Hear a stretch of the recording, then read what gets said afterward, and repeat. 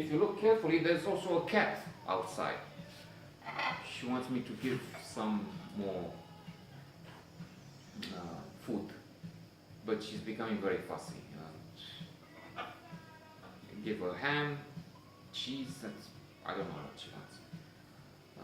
Grilled sushi. No, sushi is not going to be grilled. Whatever.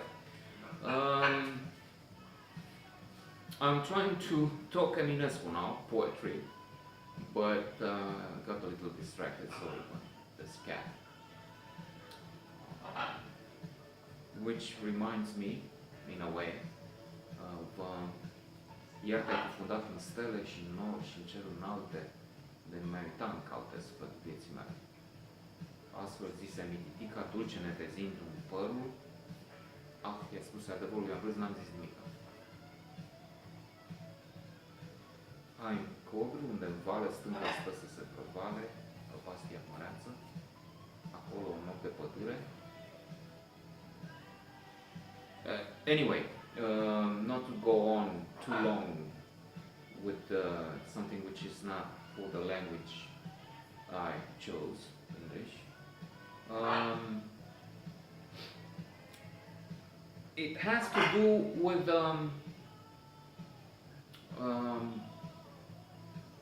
the tendency that a thinker, a philosopher, maybe an intellectual in general, has to wonder, to think of higher things.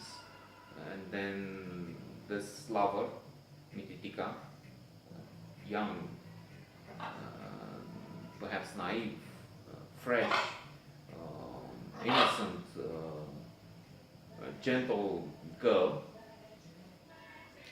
says, stop thinking of the stars and high skies. The old pyramids have their peak in the sky.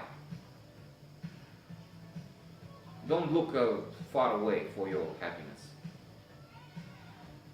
Happiness is right here. And happiness is simpler. So in other words, this wonderful poet, and others, of course,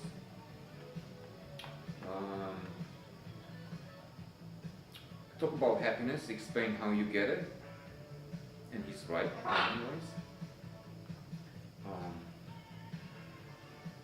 Points out the disadvantages of not paying attention to what happens, and indeed I'm thinking two things now. One is flow, Mihai Eminescu, to reach a state of bliss, big experience, being in the zone, you need attention. You need a control of consciousness and you need attention. If you're not attentive, you're out of the game. And chances are you don't reach maximum happiness here and now.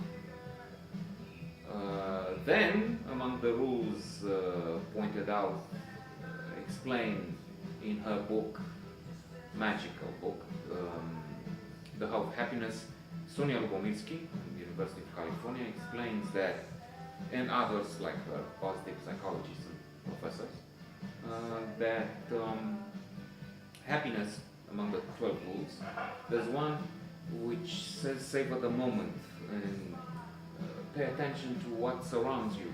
These guys, the cat, the roses, the colors of autumn, the fish, ocean fish. Things which we tend to forget about. We have the hedonic adaptation, we sail through life and days without ever noticing changing colors, the sky, so on. So, pay attention.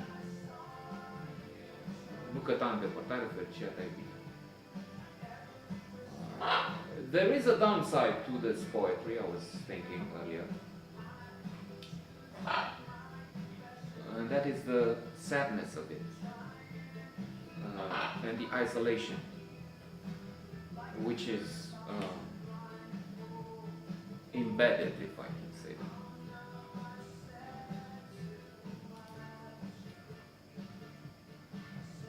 that. De câte ori iubit-o de noi mi-aduc aminte, oceanul ce de gheață mi apare înainte.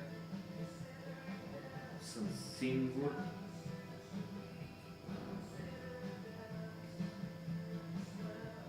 Departe sunt de tine. Și singur lângă foc. Loneliness. Away from you, away from the people.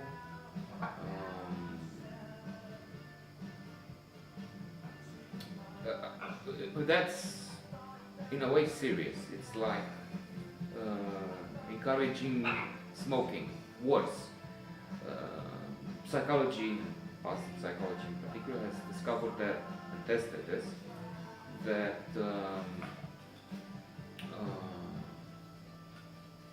isolation is twice as dangerous as smoking.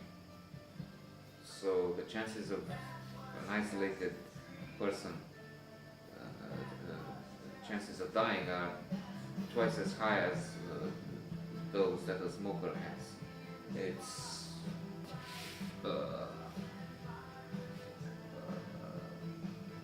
a death trap, and extremely dangerous. But many of these poems speak of solitude, speak of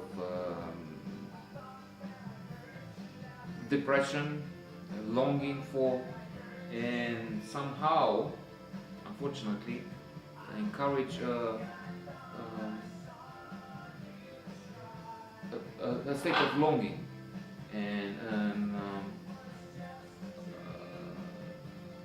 moving away from the maddening crowd, as we have the famous title of